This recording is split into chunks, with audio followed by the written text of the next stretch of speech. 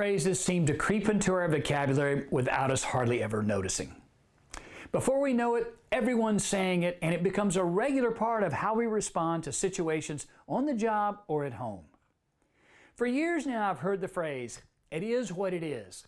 Heck, I even found myself using that phrase from time to time. But no longer. It's time to let go of it and embrace a new and consistent mindset. It is what you make it. Because you see, the problem with "it is what it is" assumes that we can't. Conversely, "it is what you make it" demands that you instead ask, how can we? And the difference is decisive. Because some research suggests that "it is what it is" isn't a harmless expression, but that it reflects an outlook of not caring or failing to pursue change in adverse circumstances. Even worse, if you use the phrase as a way of life, that could impose issues and challenges to achieving your maximum potential. It's important to not let a simple saying of acceptance become an underlying motto that would limit you from achieving the success that you want in your career and your life.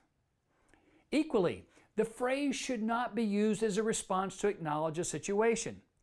Too many times I see people use it as an excuse to give up instead of staying focused and being persistent. Because life is certainly not always perfect, but it is always what you make it. So don't give in. Make it count and make it memorable. And never give anyone permission to ruin your day or steal your happiness. Now, I know that may be difficult at times because we all have everyday stresses and strains that continue to wear us down. What if, however, though, you could change this and look at all the ups and downs in an entirely different way, thinking of what's possible rather than impossible? Would you feel different about life? Of course you'd feel different, and this will have a positive impact on your life too. Remember, only we can control our own emotions, and only we can drive ourselves to get the things in life that we want. No one is going to do it for us. So if you want to make a wonderful life for yourself, get out there, start realizing what you wish for, and start on a path to achieve it.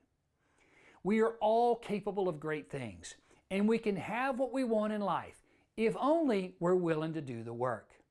And when an obstacle or roadblock gets in the way, instead of accepting it and saying "it is what it is," remind yourself that it is simply this: it is what you make it.